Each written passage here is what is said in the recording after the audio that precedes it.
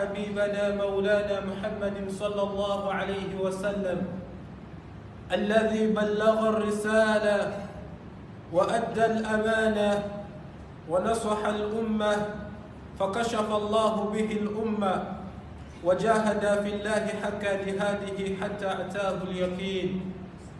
اللهم آت نفوسنا تقواها وزكها أنت خير من زكاها أنت وليها ومولاها برحمتك يا أرحم الراحمين.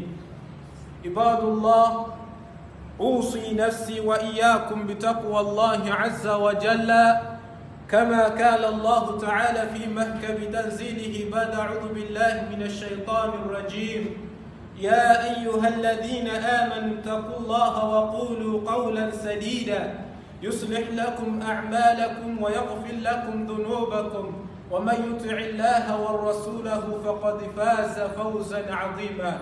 أما بعد، فاعلموا أن أصدق الحديث كتاب الله وخير الهدي هدى محمد صلى الله عليه وسلم وشر الأمور محدثاتها وكل محدثة بدعة وكل بدعة ضلالة وكل ضلالة في النار، فعاذنا الله وإياكم والمسلمين من النار.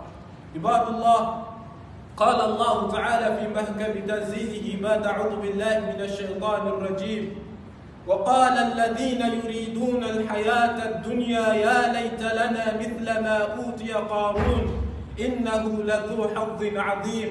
وقال الذين أوتوا العلم ويلكم ثواب الله خير لمن آمن وعمل صالحا ولا يلقاها إلا الصابرون. فكشفنا به وبداره الأرض فما كان له من فئة ينصرونه من دون الله وما كان من المنتصرين. وأيضا كما قال الله تعالى في محكم تنزيله بعد أعوذ بالله من الشيطان الرجيم: وما الحياة الدنيا إلا لهو ولعب وإن الدار الآخرة لهي الحيوان لو كانوا يعلمون.